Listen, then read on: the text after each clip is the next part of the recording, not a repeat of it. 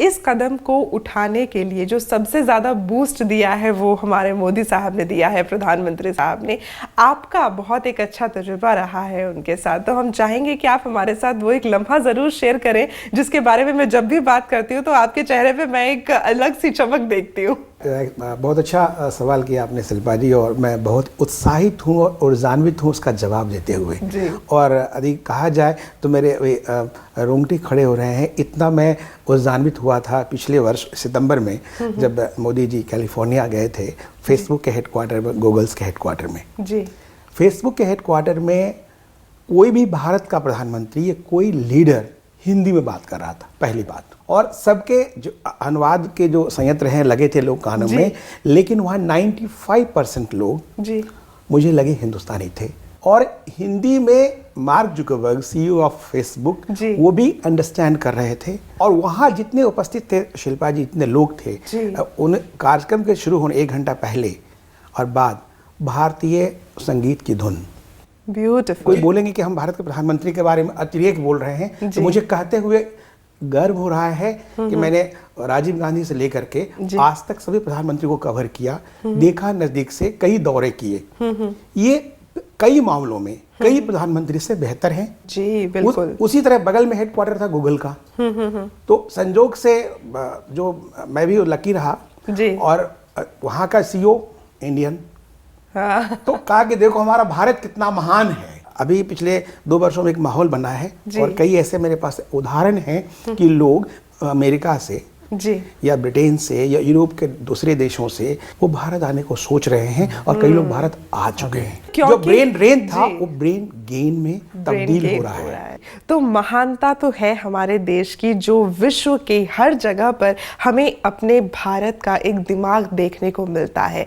लेकिन मैं यहाँ पे आपसे ज़रूर जानना चाहूँगी सुनील जी कि हर व्यक्ति को पता होता है कि मेरी वीकनेस क्या है और मेरी स्ट्रेंथ क्या है। So as India if we think, तो आपको क्या लगता है ई गवर्नेंस में हमारे सामने कौन कौन सी ऐसी चुनौतियां हैं जो मुंह खोले खड़ी हैं, हमें उन्हें जीतना भी बहुत ज़रूरी है? आपने बहुत अच्छी बात कही। चुनौतियां बहुत सारी हैं क्योंकि एक ऐसा देश जहाँ पे अभी साक्षरता भी 100% नहीं है, वहाँ ई गवर्नेंस की बात कर रहे हैं, तो चुनौतियां बहुत हैं। उनमें से कुछ मुख्य मैं बताना चाहूँगा। एक बड़ी चुनौती है हमारी इंटीग्रेशन की। हमारे देश में 18 ऑफिशियल लैंग्वेजेस हैं, बिल्कुल, और ये सब कुछ एक लैंग्वेज में हम करना चाह रहे हैं। तो जो एक दूर बैठा है उसको यदि तेलुगु आती है तो वो चाहता है कि मेरा जो फॉर्म है जो मैं अपलोड करूं वो तेलुगु में हो। तो एक ये इंटीग्रेशन। एक दूसरा इंटीग्रेशन में दिक्कत क्या आती है कि जो गवर्नमेंट है हमारी, मान लो केंद्र में दूसरी सरकार है, राज्य में दूसरी सरकार है, तो एक पॉलिटिकल इशू हो जाता है कि कई बारी जो हमारी रीजनल पार्टी होती हैं वो अपने वोट बैंक के चक्कर में कोई बड़ा काम को भी होने नहीं देती, जिससे कि उसका लाभ केंद्र सरकार की पार्टी को ना मिले। एक और बड़ा इशू है जिसे हम बोलते हैं, हमारा कुछ लोग ग्रामीण क्षेत्र में रहते हैं, कुछ शहर में रहते हैं जी। तो आज की डेट में शहर में भी अगर हम देखें तो B क्लास सिटी में भी, और अगर हम बड़ी सिटीज में भी देखें तो हमारी स्पीड का बड़ी प्रॉब्लम है। बहुत सारी जगह हमारी इंटरनेट की स्पीड बहुत कम है, और यदि हम ग्रामीण क्षेत्र में चले जाते हैं तो वहाँ बिजली तक उपलब्ध नहीं है। तो इसीलिए माननीय मोदी जी ने सबसे पहले बिजली का भी लिया है मुद्दा कि बिजली भी सब गांवों तक पहुंचे, और इंटरनेट फाइबर ऑप्टिकल, जो हमारी फाइबर ऑप्टिकल बिछना है वो भी पूरे देश में हर पंचायत तक पहुंचे जी। उसके बाद साक्षरता इशू है जी, कि जब हमारे देश में सब लोग साक्षर ही नहीं है तो वो उसका फायदा कैसे उठाएंगे?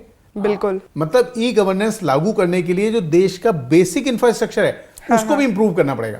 राइट। आपको जो IT का इंफ्रास्ट्रक्चर है वो ऐसा बनाना पड़ेगा जो कि पूरे देश में एक सा हो, स्पीड एक सी हो, जो हमारा फाइबर ऑप्टिकल है वो सब जगह गांव तक पहुंचा हो, बिजली सब जगह हो। तो ये बहुत बड़ी चुनौती है जी, जिसको पूरा करने के लिए हमारे देश में समय लगेगा। राकेश जी, चुनौतियां बहुत सारी हैं जैसा कि सुनील जी कह रहे हैं, आपको क्या लगता है हम तैयार हैं इन चुनौतियों को जीतने के लिए? हम तैयार हैं, लेकिन सुनील जी ने एक बहुत बड़ी बात कही, सेंटर स्टेट रिलेशनशिप की बात कही है।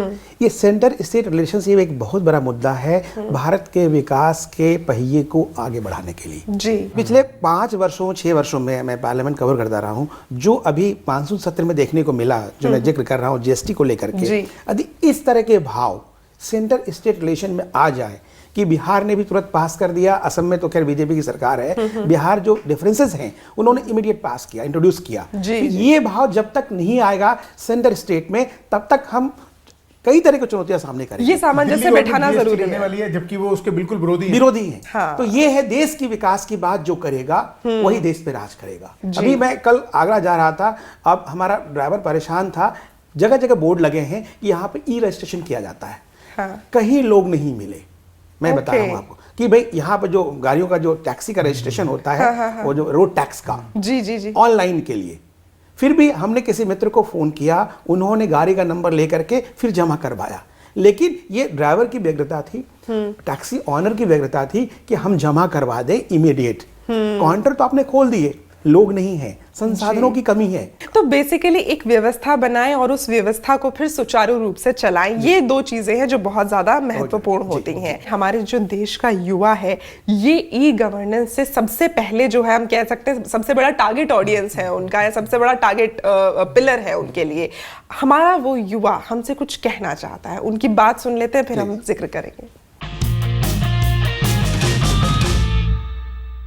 बिजनेस की बात ऐसी है क्योंकि इंडिया में सब अपना बिजनेस खोल लेते हैं, तो कॉन्स्टिट्यूशन के द्वारा उन सबको एक मतलब रजिस्टर्ड होनी चाहिए वो सब, ताकि हमारे पास एक आइडिया रहे कि इंडिया में कितने जने क्या क्या बिजनेस कर रहे हैं।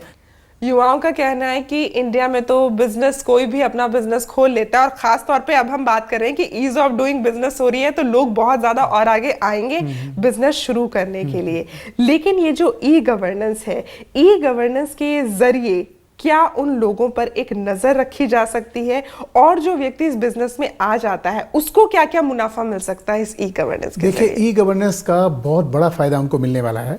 पहले ये स्टूडेंट थे तो एक बात बताना चाहूंगा कि अभी युवा वर्ग को एक बहुत बड़ा फायदा दिया है कि पहले जो हमारा युवा था उसको ये नहीं पता लगता था कि मुझे स्कॉलरशिप कहाँ से मिलेगी।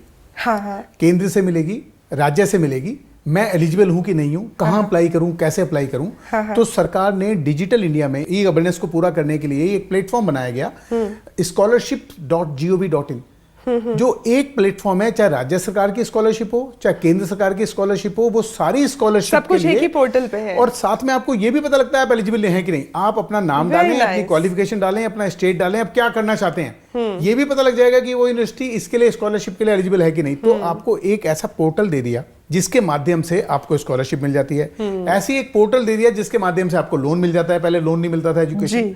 और जहां तक बिजनेस की बात है, उसको तो बहुत बड़ा एडवांटेज है। देखिए, बिजनेसमैन क्या चाहता है, बिजनेसमैन तीन चीजें चाहता है। एक, जो मेरा टैक्सेशन हो वो मेरा ऑनलाइन हो जाए। अब ऑनलाइन हो गया, जीएसटी आने के बाद उसका इनडायरेक्ट टैक्स ऑनलाइन हो गया, डायरेक्ट टैक्स ऑलरेडी ऑनलाइन है। अब आप जो रिटर्न भरते हैं वो ऑनलाइन भरते हैं।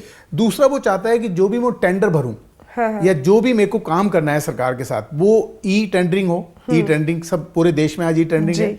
एक, वो चाहता है रजिस्ट्रेशन, जैसे कि मैं कंपनी बनाना चाहता हूं तो अब कंपनी एक दिन में बनती है। दूसरी बात, वो चाहता है, मान लो मैं इंपोर्टर एक्सपोर्टर कोड लेना चाहता हूं, मैं कुछ इंपोर्ट करूंगा, एक्सपोर्ट करूंगा, कुछ घंटे में मिलता है। ई विज एक प्लेटफॉर्म है जिसमें जब आप अप्लाई करते हैं तो आपका डिन नंबर से लेकर के, कंपनी रजिस्ट्रेशन से लेकर के, bat registration, service tax registration, और अलग अलग राज्यों ने बहुत सारे अपने रजिस्ट्रेशन उसमें इंटीग्रेट कर दिए हैं। ये डिपेंड करता है, अगर आप आंध्रा में काम कर रहे हैं तो आपको उस प्लेटफॉर्म पे जाएंगे तो कंपनी के साथ बहुत सारे रजिस्ट्रेशन आंध्रा के हो जाएंगे। दिल्ली में काम कर रहे हैं तो दिल्ली के हो जाएंगे। कंस्ट्रक्शन परमिट ऑनलाइन कर दिए गए, क्योंकि हमारे देश में कंस्ट्रक्शन परमिट मिलना बहुत बड़ी टेढ़ी खीर थी, बहुत बड़ा करप्शन था। ईज ऑफ डूइंग में भी हम बहुत पीछे इसीलिए थे कि कंस्ट्रक्शन परमिट नहीं मिला करते थे, तो उसमें भी आगे आ रहे हैं। तो जो ई गवर्नेंस है, इसका सबसे बड़ा एडवांटेज अगर मेरे से आप पूछें तो मैं बोलूंगा सिटीजन को मिल रहा है जी, और दूसरा सबसे बड़ा एडवांटेज बिजनेसमैन को। लेकिन सुनील जी, आपसे जानना चाहूंगी कि जो ये इंटरनेट का एक पूरा सिनेरियो है, इसमें तीन चीजें लॉन्च हुई हैं, उन तीनों में बड़ा ही कंफ्यूजन रहता है। डिजिटल इंडिया, ई कॉमर्स और ई गवर्नेंस। कभी कभी हम इन तीनों को एक जैसा समझने लगते हैं, और कभी डिजिटल इंडिया को ई गवर्नेंस समझने लगते हैं और ई कॉमर्स को डिजिटल इंडिया समझने लगते हैं। तो हम चाहेंगे कि आप इस पे जरूर रोशनी डालें कि इन तीनों में एक्चुअली डिफरेंशिएशन क्या है। देखिए, डिफरेंशिएट करने की जरूरत ही नहीं है। जो ई गवर्नेंस है, ई गवर्नेंस मतलब कि पूरे देश को इंफॉर्मेशन और कम्युनिकेशन टेक्नोलॉजी के माध्यम से कंट्रोल करना। उसको कंट्रोल करने के लिए एक इनिशिएटिव लिया गया जिसे बोलते हैं डिजिटल इंडिया। तो और उसमें जो हमारा व्यवसायी था उसने अपने लिए कॉन्सेप्ट निकाली ई कॉमर्स, उसने कहा अब मैं प्लेटफॉर्म, क्योंकि जब सब इंटरनेट इस्तेमाल ही कर रहे हैं, तो उसने बोला कि जी मैं आपको ऑनलाइन दूंगा सब कुछ, आपको कहीं जाने की जरूरत ही नहीं है, मेरा एक प्रोडक्ट है, आप क्लिक करो, घर पहुंच जाएगा, पसंद नहीं आया वापस कर दो। जी, तो basically they have come up with big business ideas. और अगर आपके पास भी ऐसा ही कोई बिग बिजनेस आइडिया है या फिर कोई इनोवेटिव आइडिया है तो आप हमारे मेहमान बन सकते हैं। उसके लिए आपको करना सिर्फ इतना है कि अपने मोबाइल फोन पर टैप फॉक्स की मोबाइल एप्लीकेशन डाउनलोड कीजिए और उसमें मेक इन इंडिया रेड के अंदर पार्टिसिपेट कीजिए। उस रेड में जो आपसे सवाल पूछा जाएगा वो आपकी स्क्रीन पर है। अगर आप इसका सही जवाब देते हैं तो ना सिर्फ आपको टैप फॉक्स की तरफ से बहुत ही खूबसूरत इनाम मिलने वाला है, बल्कि उसके साथ ही आप हमारे प्रोग्राम में हमारे मेहमान बनकर आएंगे।